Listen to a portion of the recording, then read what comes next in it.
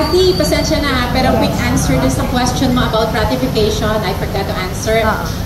Our Constitution requires yung 2/3 votes of our Senate, no, to ratify a treaty. Oo, sa Senado.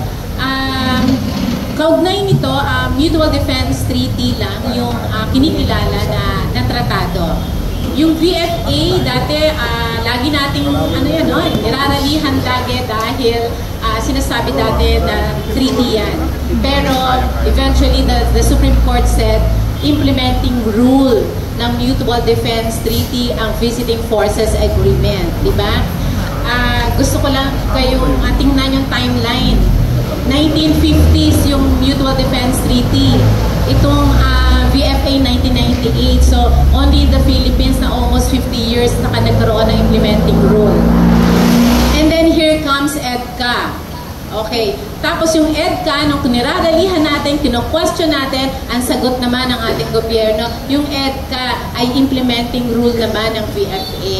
Diba? Only again in the Philippines, na ang implementing rule ay merong implementing rule. Ano ang ipinapakita nito?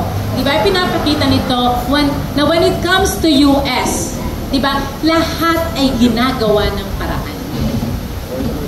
Ayun. Kaya, ayun lang. Maraming salamat, Kathy, sa tanong.